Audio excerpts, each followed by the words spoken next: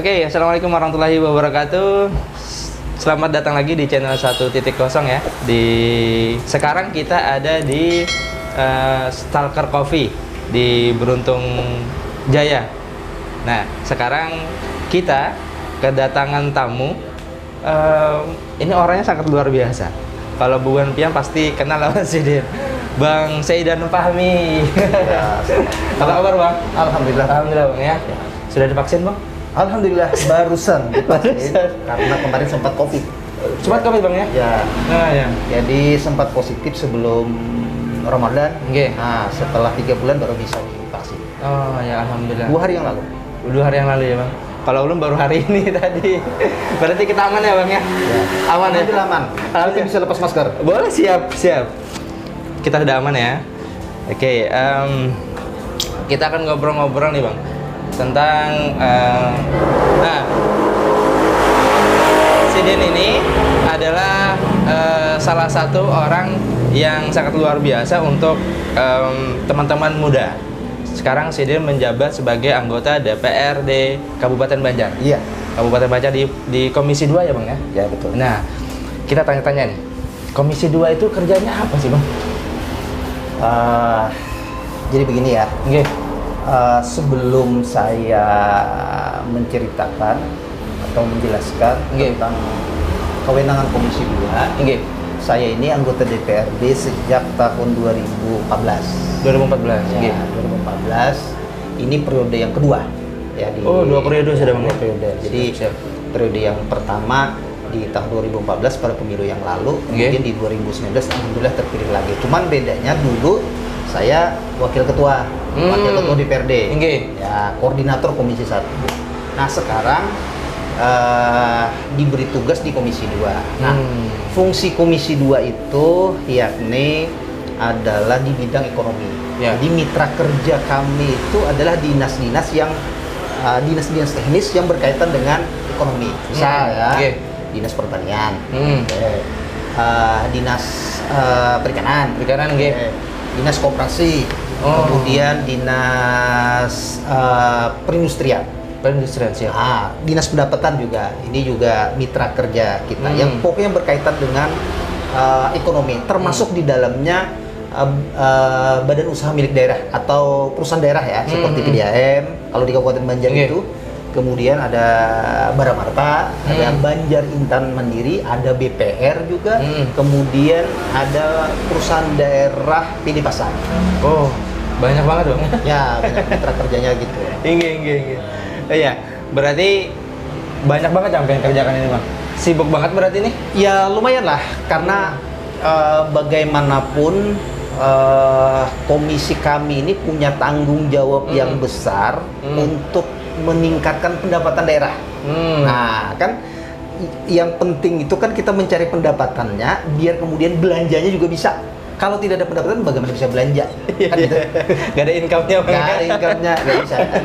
Nah, jadi tugas kita itu mengoptimalkan bagaimana pendapatan daerah itu bisa meningkat. Termasuk di dalamnya ya kami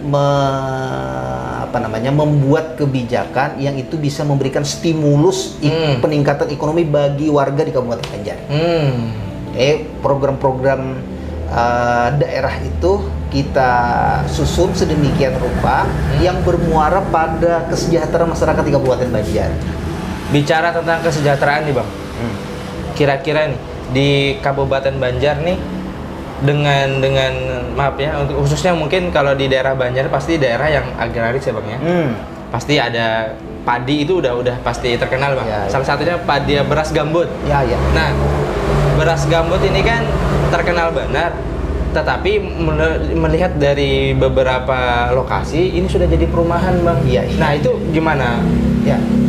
Jadi memang berdasarkan beberapa kali biasanya kami diskusi ya melalui RDP, rapat dengar pendapat dengan dinas terkait. Problem pertanian ini ya tidak tunggal, artinya banyak lah persoalan di pertanian, sehingga ini mempengaruhi terhadap produktivitas pertanian di Kabupaten Banjar. Dulu Kabupaten Banjar ini kan terkenal sebagai salah satu produsen beras. ya kan? Saingannya Batola ya, Bang? Betul. Nah, Kabupaten Banjar ini kan ada gambut juga, Iya. Sungai Tabuk, Inggih. juga kan dulu terkenal dengan Kindai Limpuar. Ya. Nah, kan itu. Itu menggambarkan Kabupaten Banjar yang banyak menghasilkan beras. Inggih. Nah, problem sekarang seperti yang kita lihat yang tampak oleh mata kita itu memang salah satunya salah satunya adalah soal luasan pertanian yang kian menyempit oleh properti. Properti, Yang kita lihat ya di daerah Kertanyar. Iya. Properti kan semakin berkembang. Banyak banget, Bang. Gambut juga Gambut, begitu. iya. Sungai Tabuk, daerah Sungai Lulut kan Iya. juga Iya. terjadi penambahan kawasan pemukiman. Iya. Yang ini berimplikasi terhadap mengurangnya kawasan pertanian. Nah, itu salah satu problem. Ya. Kemudian problem lainnya terkait dengan kawasan pertanian juga. Nggih. Di daerah pedesaan misalnya, ya di daerah pedesaan itu Nggih. yang agak jauh, misalnya di daerah Martapura Barat, Nggih. misalnya daerah Sungai Rangas, Nggih. ya. Kawasan pertanian itu juga menjadi persoalan karena ya masuknya korporat di sana, yakni HGO sawit. Itu mempersempit loh, sehingga warga masyarakat tidak bisa memperluas area pertanian. Kalau dulu kan sebelum adanya HGO, ya sebelum adanya HGO, itu kawasan pertanian itu kan bisa diperluas karena membuka lahan baru, Bang. membuka lahan baru, betul. Jadi dengan kawasan yang misalnya tidak dimanfaatkan kemudian dibuka oleh masyarakat sehingga menjadi kawasan pertanian. Nah, saat ini kan nggak bisa lagi. Nah, itu problem terkait dengan luasan pertanian. Ya, siap. Kemudian problem lainnya juga khususnya di Kabupaten Banjar ya. Ini hampir lebih dari 60%. Iya. Ya. Petani-petani kita di Kabupaten Banjar itu usianya di atas 50 tahun. Berarti yang muda-muda nggak ada lagi, Bang? Nah, ini problem, sehingga petani-petani muda ini jarang dihasilkan. Anak muda sekarang itu umumnya enggan untuk menjadi petani. Karena nggak keren, Bang. Salah satunya demikian. Salah satunya karena memang karena keadaan zaman sekarang anak muda itu lebih senang profesinya misalnya buka usaha seperti kuliner ini ya. Ini salah satunya ya. Nah, kemudian tidak ingin mewarisi profesi orang tuanya, meskipun dari keluarga petani ya. Kalau keluarga bukan dari petani, untuk menjadi petani itu nampaknya mustahil hari ini ya. Untuk menjadi petani dari keluarga yang bukan petani, misalnya anaknya difokuskan untuk menjadi petani, nampaknya tidak mungkin. Nah, keluarga petani saja ya, orang tuanya sudah dari awal meniatkan mudah-mudahan anakku kada kayak aku ya. Iya kan? Doanya, Bang, ya. Doanya sudah demikian. Iya. Tidak ingin mewariskan profesi petani itu kepada anaknya. Nah, ini juga jadi problem. Ini jadi problem. Nah, itulah tantangan kami ya di Kabupaten Banjar, di DPRD ini, bagaimana menciptakan petani muda, petani baru ya, anak-anak muda ini ya. Bagaimana kemudian kita menarik supaya anak-anak muda ini mau menjadi petani. Nah, ini tantangan bagi kita. Makanya kemudian solusi yang barangkali mungkin bisa atau agak kompatibel dengan zaman modern sekarang itu, yakni memasukkan teknologi pertanian di situ. Nah, di sini anak-anak muda bisa masuk. Soalnya memang yang muda-muda paling peka banget sama yang teknologi ya, Bang, ya. Nah, anak muda itu salah satunya. Kemudian yang kedua, anak muda itu tidak suka berjibaku dengan lumpur. Ya kan? Iya. Nah, makanya teknologi pertanian itu sedang giat-giatnya kami kembangkan di Kabupaten Banjar agar menarik para pemuda itu untuk mau jadi petani. Jadi mereka misalnya menggarap sawahnya ya, tidak perlu harus berjibaku dengan lumpur. Terjun ke sawah, Bang. Terjun ke sawah. Kalau untuk terjun juga kan pakai sepatu bot misalnya, mendorong traktor, hand traktor, ya kan. Kemudian naik combine untuk mengatam bani. Kalau dulu kan mengatam bani itu pakai ranggaman, pakai arit, kan gitu. Ya kali banget. Nah, itu ranggaman kalau bahasa hulu sungai itu kan. Nah, kalau dulu kan petani itu begitu. Nah, sekarang dengan teknologi pertanian, ya, ini bisa bercocok tanam dengan teknologi. Ya, ada alatnya. Kemudian mengatam bani dengan combine itu juga menggunakan teknologi, dan anak muda bisa masuk di situ. Dan bahkan yang lebih cocok anak muda, yang tua-tua itu biasanya agak susah ya Ya, karena agak ya untuk memahami teknologi itu agak lambat bang. betul. Nah itulah peran anak muda bisa masuk di situ. Kira-kira bang di apa namanya di Kalimantan Selatan nih yang itu sudah berjalan nggak bang? Misalnya di luar dari Kabupaten Banjar misalnya sebagai contoh, atau contohnya ke luar Kalimantan nggak? Kalau menggunakan teknologi seperti itu. Kalau kita kan beberapa kali itu studi banding ya di beberapa daerah terkait dengan pemanfaatan teknologi di sektor pertanian. Siap. Ya di Madura kita pernah studi banding juga ke sana melihat penerapan atau implementasi teknologi pertanian kaitannya untuk menarik anak muda untuk jadi petani. Ternyata problemnya hampir sama dengan Kabupaten Banjar. Ini fenomena kurang minatnya anak muda untuk menjadi petani ini bukan hanya fenomena Kabupaten Banjar. Jadi hampir merata ini di seluruh Indonesia. Kita berkunjung ke daerah yang lain, ternyata sama problemnya itu. Nah, jadi teknologi pertanian itu adalah salah satu solusi untuk menarik minat. Ya, menarik minat para anak muda ini untuk mau menjadi petani. Kalau dipikir-pikir bang, misalnya nih pertanian kita mulai bagus bang, mulai bagus. Apakah itu bisa membangkitkan ekonomi yang maksudnya yang signifikan bang untuk Kabupaten Banjar? Oke. Jadi begini ya, berdasarkan hasil diskusi kami dengan Dinas Pertanian, ya, dan ini mereka juga melakukan semacam riset ya. Nah, sebelumnya ini disampaikan ke kami bahwa petani itu akan sejahtera, akan sejahtera kalau luas lahan yang mereka miliki atau yang mereka garap ya itu minimal 2 hektar per orang. Nah, jadi kalau di bawah itu sulit lah ya, kalau tidak ada pekerjaan lain sulit untuk bisa sejahtera. Itu berdasarkan riset. Ya, jadi kalau misalnya saya ingin bertani, ya, kalau ingin standar sejahtera itu harus menggarap lahan minimal 2 hektar. Nah, kurang dari itu kecuali kita memiliki pekerjaan lain, usaha yang lain. Nah, kalau misalnya fokus jadi petani saja, nah itu minimal 2 hektar. Berarti supaya bisa sejahtera. Berarti itu juga jadi problem juga ya bang tentang luasnya itu ya bang. Soalnya yang sekarang nggak bisa membuka lahan lagi kan bang? Itu problem. Nah sekarang problem lanjutannya adalah hari ini kalau menjadi petani karena lahan semakin mahal ya, karena terhimpit oleh properti tadi, lahan semakin mahal. Dari mereka bertani ya dengan luasan yang sempit itu nampaknya sulit untuk memperluas dengan cara membeli. Sulit sih bang. Ya sulit ya. Jadi misalnya kita bertani, kemudian dari hasil pertaniannya itu dia beli lahan untuk memperluas itu nampaknya sulit. Nah itu jadi untuk sejahtera tadi 2 hektar per orang ya. Tapi ukuran sejahteranya itu ukuran masyarakat Banjar lah. Misalnya mereka bisa naik haji gitu. Nah kalau sudah bisa naik haji itu ya boleh dikatakan sudah rumah sejahtera lah ya. Standar Banjar ini kita pakai. Kalau kita tahu biasanya masyarakat Banjar kalau sudah naik haji udah standar Banjar kan begitu. Jadi kalau misalnya masyarakat sudah bisa naik haji sudah sejahtera lah, kan begitu. Ini obrolannya asik banget ya. Kita minum bang? Oke, siap. Minum dulu. Kopi dulu nah.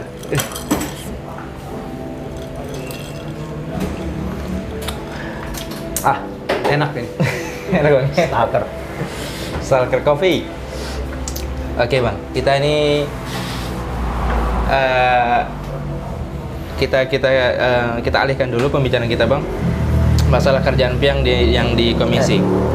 Ulun ini kan baca-baca nih bang, kemudian ada yang lagi hangat sekarang. Yang entah itu kejelasannya seperti apa, mungkin Pian lebih bisa menjelaskan kenapa sekarang ada kata-kata dungu, bang. Kedunguan yang lagi hangat-hangatnya di DPRD ini apa sih bang? Ini mungkin kalian pernah dengar kok? Silahkan dengerin penjelasan Sidin ya. Jadi begini ya, jadi saya bicara kronologis dulu ya. Kenapa kemudian kata kedunguan itu muncul di sidang rapat paripurna DPRD Kabupaten Banjar. Jadi begini, pada waktu itu saya instruksi ya ke pimpinan sidang terkait pembahasan Raperda BUMD, yakni perusahaan daerah air minum Intan Banjar ya menjadi perseroda. Jadi perseroda itu adalah perseroan daerah. Kalau dulu kan PD, perusahaan daerah menjadi perseroda. Nah, imbas dari diberlakukannya PP 54 tahun 2017. PP 54 tahun 2017 tentang Badan Usaha Milik Daerah sebagai turunan dari Undang-Undang 23 tahun 2014 tentang pemerintahan daerah. Siap. Nah, jadi semua perusahaan daerah yang ada di Indonesia ini sejak Undang-Undang 23 tahun 2014 jungto PP 54 tahun 2017 itu ini harus berubah bentuk hukumnya. Nah, bentuk hukumnya. Siap. Jadi kalau sekarang kan ada PDAM, PD. Nah, sekarang ke depan ya setelah diberlakukannya PP itu kemudian dirubah dalam bentuk Perda, tidak ada lagi PD. Jadi perseroda, misalnya perseroda air minum Intan Banjar. Itu dihilangkan kah atau berganti bentuk hukumnya? Siap. Jadi ada dua ya. Ada dua. Saya jelaskan dulu sebelum saya masuk ke kedua. Siap. Jadi ada dua bentuk hukum badan usaha milik daerah. Yang pertama perumda. Siap. Perumda itu kalau sahamnya tunggal milik daerah. Misal perusahaan daerah di Kabupaten Banjar itu kan ada PD Pasar. Siap. Itu saham kepemilikannya milik Kabupaten Banjar, tidak ada saham daerah yang lain, maka bisa dibentuk perumda. Itu satu. Kemudian yang kedua ada unsur pelayanan di dalamnya. Jadi dia mengemban tugas pelayanan dari daerah. Nah, PD Pasar ya. Siap. Misalnya di tempat lain ada dinas pasar. Kami kan di Kabupaten Banjar nggak ada. Karena urusan pasar itu diserahkan kepada perusahaan daerah. Jadi ada unsur pelayanan di situ. Nah, jadi dia selain dia mengemban tugas profit, meningkatkan PAD, dia mengemban tugas pelayanan publik di situ, yakni bagaimana memfasilitasi melayani masyarakat di sektor pasar ya, biar kemudian masyarakat nyaman berada di pasar. Itu satu ya. Kalau yang perumda tadi, kemudian ada perseroda. Perseroda ini perseroan daerah, nah, singkatan dari perseroan daerah. Itu bentuknya PT, nanti tunduk, kalau dibentuk PT nanti mereka tunduk terhadap Undang-Undang Perseroan Terbatas, Undang-Undang Nomor 40 Tahun 2007 tentang perseroan terbatas ya, PT. Nah, itu sahamnya ya dimiliki lebih dari satu daerah. Nah, contohnya ya, perusahaan air minum Intan Banjar itu kan saham kepemilikannya ada 3. Satu pemerintah provinsi, kemudian yang kedua Kabupaten Banjar, yang ketiga Banjarbaru. Nah, bentuk hukumnya PDAM itu berubah menjadi perseroda. Nah, pada saat paripurna itu ya, Perda itu kan dibahas oleh Komisi 2 sejak tahun 2019. 2019 itu di mana pembahasan itu sudah dilakukan Komisi 2 oleh anggota Dewan periode yang lalu, di mana saya belum berada di Komisi 2. Oke ya. Nah, kemudian pada saat berganti periode ya, di tahun 2019 kemarin, karena tidak selesai pembahasan di periode yang lalu, kemudian disambung di periode yang sekarang, saya kebetulan berada di Komisi 2, sempat memang mau dibahas oleh Komisi 1 dan Komisi 2. Nah, tapi oleh pimpinan disepakati, ditugaskan Komisi 2 untuk membahas itu, dan kami membahas sampai selesai ya, sampai selesai Perda itu. Kemudian dilakukan fasilitasi oleh gubernur. Jadi Perda itu, setiap Perda itu sebelum diundangkan dia harus difasilitasi oleh gubernur ya, sebagai perwakilan pemerintah pusat yang ada di daerah. Jadi kita serahkan kepada provinsi. Selesai di situ, kemudian sampai pada tahap pembicaraan tingkat 2. Jadi pembahasan Perda itu kan ada pembicaraan tingkat 1 ya. Kemudian pembicaraan tingkat 2 tahapannya ya. Nah, di tahapan tingkat 2 ini lalu kemudian ingin dibalik untuk dibahas lagi di pansus. Padahal kan Perda itu di dalam tatip DPRD maupun PP 12 tahun 2018 ya.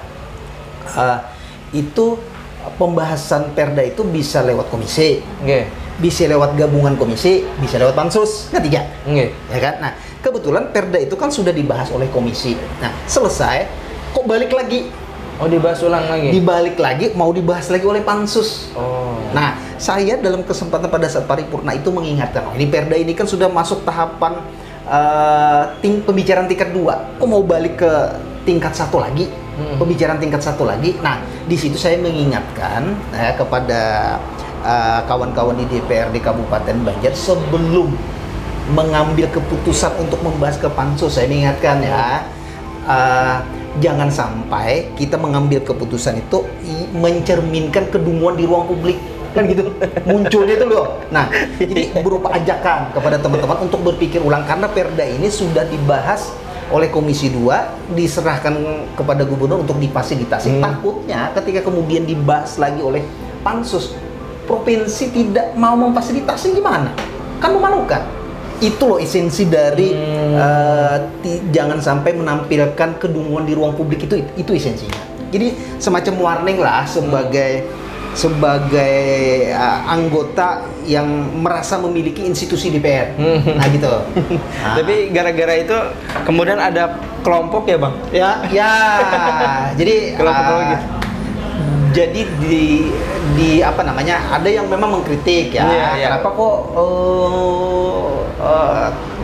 frasa atau kata kedunguan itu justru muncul di apa namanya di sidang rapat paripurna. Ya kita sudah jelaskan itu. Jadi bahwa esensi dari kata kedunguan itu bukan menyebutkan orang dungu, bukan, tapi ajakan ya, agar kita sebelum mengambil keputusan itu dipikir ulang, kan gitu, karena prosesnya macam-macam. Ya sampai ya kata sampean tadi membentuk semacam koalisi dungu, ya sah-sah saja yang demikian ya. Ya kan mungkin bebas juga orang mengkritik ya, Bang. Itu wajar aja ya, Bang ya. Sah-sah aja. Bikin semacam koalisi dengan memakai kata yang dipopulerkan oleh saya pada waktu sidang paripurna. Sah-sah saja, nggak masalah itu. Iya. Tapi sekarang sudah aman ya, Bang? Nggak ada masalah, Jadi kemarin pada waktu pada waktu paripurna itu diputuskan untuk dibahas di pansus, ya sudah. Ya. Nah, itu kan karena keputusan kita sudah mengingatkan. Yang penting saya sebagai anggota dewan sudah mengingatkan. Toh pada akhirnya tetap dijalankan, silakan. Ini kan belum maksudnya belum dibahas oleh tapi sudah diputuskan bahwa ini dibahas oleh pansus. Kemudian ini belum lagi diajukan ke provinsi. Apakah nanti diterima atau ditolak, kita belum tahu. Kita tunggu aja. Oh, tapi belum ada putusan ini, Bang? Belum. Jadi kan sekarang mau dibahas lagi oleh Komisi 2. Oleh pansus ya. Walaupun sudah kami bahas. Gitu. Tapi memang menarik banget ya kita ngebahas masalah kinerja atau proker-proker yang ada di dewan. Itu memang mungkin sebagian kita nggak kurang ngeh untuk bagian-bagian, tapi jelas itu sangat penting untuk kita semua, apalagi untuk bagian ekonomi ya, Bang ya. Cuman memang Sidin ini profilnya unik. Sidin ini pernah lulus PNS di PNS Satpol PP. Pernah dulu ya. Tapi pengen tolak ya, Bang? Pengen tolak? Ya dulu. Jadi gini ceritanya. Tahun 2005 kalau tidak salah. Saya tanpa sepengetahuan orang tua itu mendaftar pegawai negeri sipil di Tapin. Tapin ya. Tapin. PN asli Tapin. Asli Tapin. Margasari. Oke, siap. Jadi pada waktu itu kita mendaftar, ya, mendaftar itu dengan formasi administrasi. Nah, kita mendaftar pada waktu itu, kemudian dinyatakan lulus. Ya.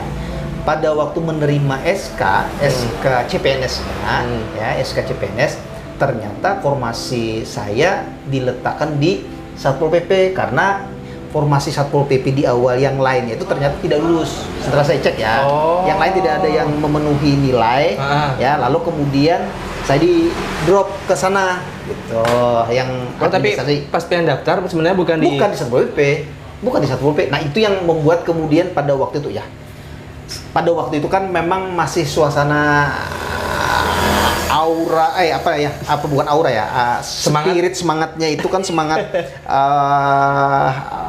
demonstran lah, ya. Karena kan tidak jauh dari saya selesai menjabat sebagai ketua BEM pada waktu itu. Ya, Sini ini pernah menjadi ketua BEM sekarang jadi WIN Bang ya? WIN ya. WIN, gitu. Jadi kalau dulu Presma, keren Presma, kan? nggih. Presiden mahasiswa. Presiden mahasiswa. IAIN Antasari. Kalau Nggih. sekarang kan WIN. WIN, Ya, nggih. berubah. Nah, jadi 2 tahun setelah itu kalau tidak salah ya, Nggih. karena sering berhadapan demo dengan Satpol PP, ketika saya diangkat jadi Satpol PP, semacam ada beban psikologis. Nah, Kayak bertentangan dengan dia kan? betul sekali. Iya, Nah, iya, jadi iya. akhirnya kita mengundurkan diri ya, bukan ditolak ya. Biasanya kita mengundurkan diri, siap. Kita mengundurkan diri sebagai CPNS, bukan PNS ya, mengundurkan diri sebagai CPNS.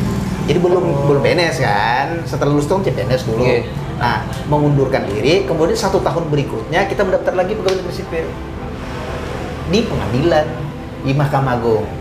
Ya, benar. Ya kan? Jadi pengen ambil ya Bang ya ini yang ini. ambil. Oke. Jadi pada waktu itu kita mendaftar pegawai negeri sipil, kemudian diterima, kemudian diletakkan di Pengadilan Agama Negara.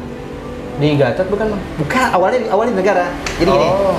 pengadilan agama yang ada di kecamatan di Indonesia ini kalau tidak salah ya hanya ada di negara. Kan kandangan ya, negara kan 1 kecamatan saja. Oh, Ada 3 kecamatan ya. Iya. Nah, jadi di 1 kabupaten ada 2 pengadilan agama.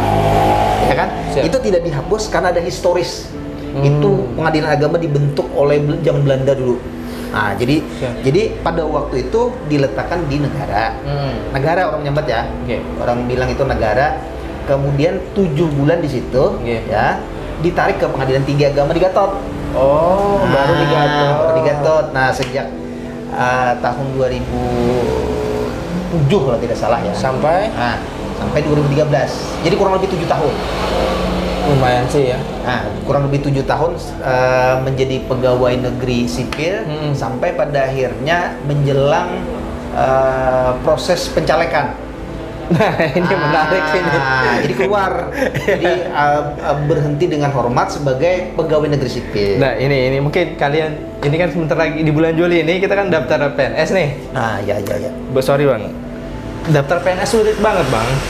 Sulit banget, pendaftarannya banyak, terus persyaratannya banyak, saingannya banyak, pasti susah lah kalau menjadi PNS. Kenapa nih? Abang ini sudah nyaman, maksudnya nyaman dalam artian sudah jadi PNS yang diidam-idamkan dan didambakan oleh orang banyak. Kenapa pian ampih Bang? Apa ada kaitannya dengan 2024? Jadi begini, memang karena latar belakang saya dulu aktif di organisasi ya. Kalau dibilang oleh teman-teman mahasiswa di gerakan itu kan aktivis lah. Ya, kelihatan sih Bang. Semangatnya masih Jadi- ada sampai sekarang. Memang passion saya ini Ya. kayaknya memang jadi politisi gitu. Ya, meskipun cita-cita awal dari kampung ya datang ke Banjarmasin itu cita-citanya sederhana memang jadi pegawai negeri. Jadi karena kan saya ini latar belakangnya kan petani, Iya. ya, petani orang tua juga bertani. Iya, siap. Nah, sempat tidak tidak bisa melanjutkan ke perguruan tinggi setelah tamat SMA ya. Membantu orang tua selama kurang lebih 2 tahun ya.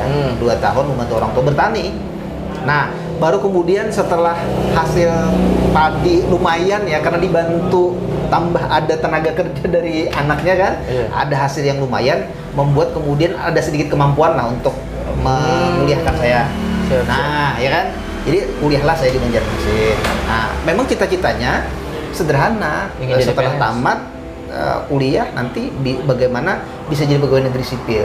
Biar pekerjaan sebagai petani itu berubah, yang diwariskan oleh orang tua bisa menjadi pegawai negeri sipil kan begitu. Ya doa orang tua supaya kada jadi kayak si dia. Itu tadi. Mungkin doa orang tua terkabul. Iya. Ya kan tidak menjadi petani Petani. sebagaimana beliau kan gitu. Nah, jadi setelah jadi aktivis ya, setelah jadi aktivis ini kan ternyata terjadi pergeseran orientasi khususnya cita-cita. Kita. Kan gitu. Ini organisasi banget nih kalimatnya nih. Nah, pada akhirnya memang kita tidak memungkinkan untuk terjun ke dunia politik ya, Iya. karena kita tidak memiliki kapital yang kuat. Karena bayangan kita menjadi politisi itu harus memiliki kapital yang kuat. Ya, pada akhirnya kita memilih jalan untuk menjadi pegawai negeri sipil. Awalnya gitu. Nah, sampai ada kesempatan. Kesempatan kita melihat bahwa ada peluang nih untuk kita bisa menjadi politisi di tahun 2014 kemarin. Nah, akhirnya kita ikut di pencalekan di 2014, kemudian berhenti dengan hormat sebagai pegawai negeri sipil di Pengadilan Tinggi Agama. Meskipun sempat mendapat timbang-timbang nggak apa-apa? Betul, bahkan orang tua juga mengingatkan istri, ya kan, teman-teman juga kan mengingatkan bahwa ini jangan-jangan kamu di kemudian hari menyesal, kan begitu. Ya tentu kita dengan pertimbangan ya. Soalnya Soalnya kalau nggak jadi bang, sayang itu banget. Itu dia kan pertimbangan itulah yang membuat kemudian kawan-kawan di sekitar, kawan-kawan dekat lah ya, untuk mengingatkan bahwa ini jangan mengambil keputusan yang ekstrim katanya kan. Ya pada akhirnya kita juga sudah istikharah ya untuk mengambil keputusan itu, sehingga kita tetap konsisten untuk mengundurkan diri sebagai pegawai negeri sipil. Tapi alhamdulillah terpilih. Nah, tadi terhadap pertanyaan bahwa sulit menjadi masuk ke pegawai negeri sipil, sebetulnya sih karena latar belakang saya S1-nya di IAIN Antasari kemarin itu kan sarjana matematika. Oh, SPDI. Angkatan pertama di Tadris Matematika di IAIN. Angkatan pertama khusus untuk jurusan matematika. Nah, soal-soal di PNS itu kan sebetulnya kalau tes bakat skolastik itu di jurusan matematika itu kan sebetulnya matematika dasar. Nah, sehingga tes bakat skolastik biasanya pegawai negeri sipil itu kan ada ya tes bakat skolastik. Itu materi-materinya menurut saya itu masuk dalam kategori matematika dasar, sehingga dengan mudah menjawab itu. Kuasai. Ya, karena latar belakang pendidikannya matematika. Ya, kalau pengetahuan umumnya kan kita dapat pengetahuan dari dunia organisasi. Nah, itu yang membuat kemudian di tahun sebelumnya lulus, tahun berikutnya mendaftar lulus lagi kan gitu. 2 kali kan lulus. Nah, ya itu mungkin ada faktor keberuntungan lah juga. Selain dari doa orang tua kan gitu. Nih, latar belakang Pian adalah aktivis. Kemudian Pian sudah termasuk orang yang sangat aktif di organisasi di luar kampus, di HMI bang ya? HMI. Di HMI dalam kampus LSIS. LSIS itu saya kebetulan sebagai penggagas dan pendiri dengan Bang Surya Napta. LSIS ya? Ini Sidin ini, dengerin tuh. Siapa?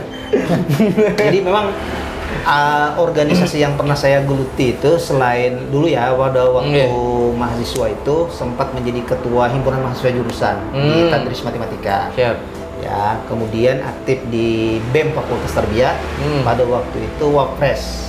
Wakil presiden di fakultas. Nah, kemudian di institut terpilih sebagai presiden mahasiswa. Nah, di luar itu ya itu kan organisasi intra ya. Selain LSIS, kemudian teater Awan juga. Teater Awan saya juga sekretaris sempat ya, pengurus teater Awan dulu. Kemudian juga aktif di luar itu di HMI. Nah, himpunan mahasiswa Islam. Nah, kemudian setelah itu aktif di lembaga anti korupsi. Jadi dulu ada Yayasan Air, kemudian berubah menjadi Sanksi Borneo. Nah, itu kita di sana lumayan lama lah ya. Dari tahun 2003 sampai 2005 ya, aktif di dunia aktivis dengan isu-isu anti korupsi. Dan memang dari beberapa yang Pian ceritakan tuh kalau sebagai aktivis sudah matang banget. Tapi memang masih kita yang sekarang ini bang, masyarakat teman-teman kampus kita ini memandang politik itu sebagai hal yang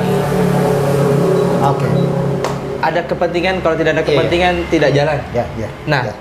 Gimana Pian bisa memberikan mungkin sedikit motivasi atau penjelasan bagaimana harus turun sebagai politik, kalau tidak menjadi politik kita harus menjadi apa, dan kalau misalnya terjun ke politik kita harus bagaimana? Itu jadi begini ya, sebenarnya bagi saya ya, menjadi politisi itu adalah sangat mulia bagi saya. Ya, kenapa? Kenapa saya berani mengatakan demikian?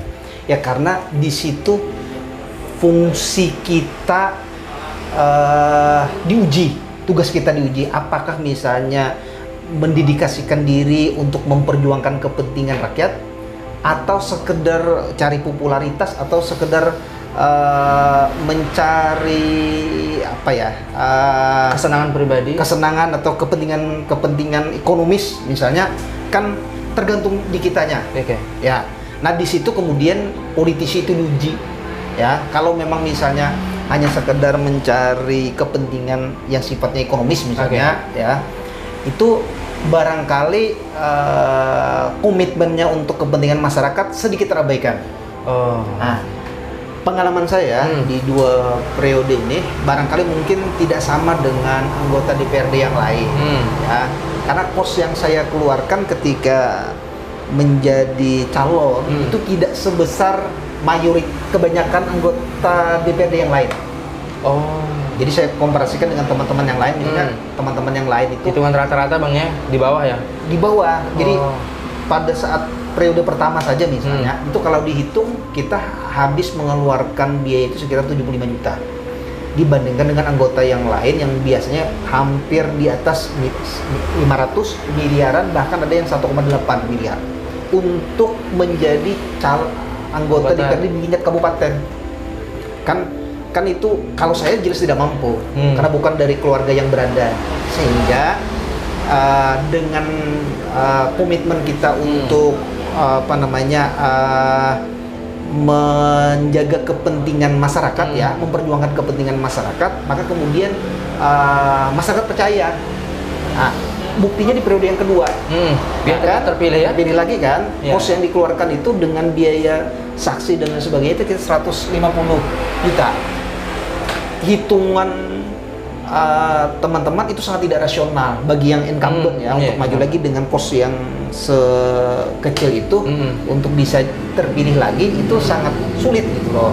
Nah, tapi kan kita bisa membuktikan, ya, apalagi di tempat saya, di dapil saya, khususnya di daerah saya tinggal itu kan daerah Sungai Lulut ya, daerah Sungai Tabuk, Kertakanyer itu kan masyarakatnya rata-rata secara intelektual itu menengah ke atas.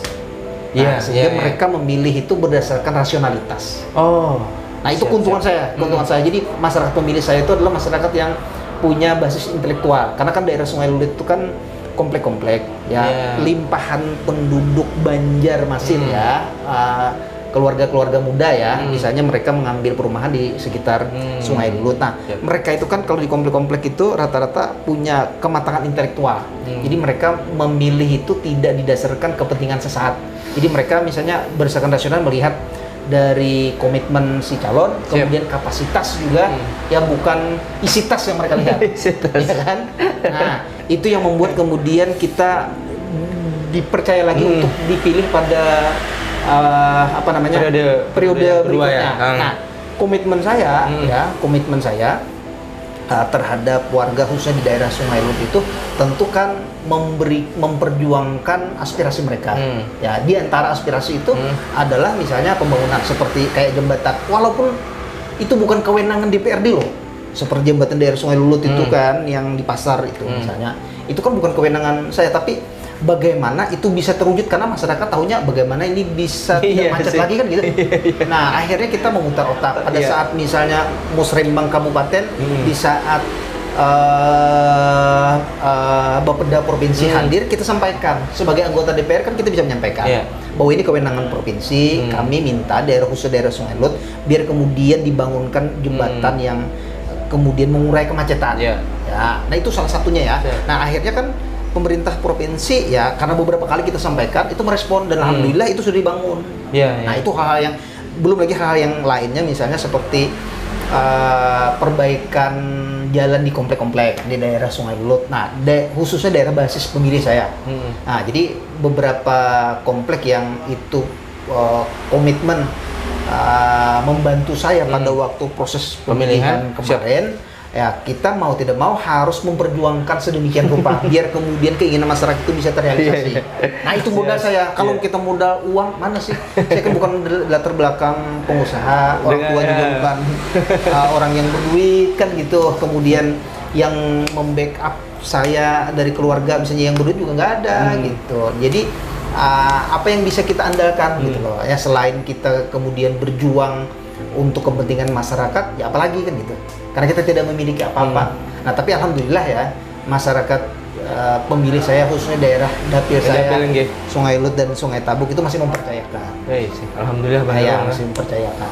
Oke, emang obrolan kita nih banyak banget yang harus kita ulas dan yang bagus-bagus. Siap Bang, silakan Bang. Ulas, kemudian banyak yang perlu kita pahami tentang bagaimana tugas sebagai anggota dewan, terus bagaimana kita bisa memahami politik dengan baik ya Bang ya. Terima kasih banyak ya Bang ya. Oke. Kita bisa ketemu lagi nanti Bang. Oke, mudah-mudahan ada kesempatan lagi di lain waktu lah ya. Ya. Kita ngobrol-ngobrol hal yang lain lagi. Oke. Terima kasih ya. Terima kasih ya. Assalamualaikum warahmatullahi wabarakatuh. Waalaikumsalam warahmatullahi wabarakatuh.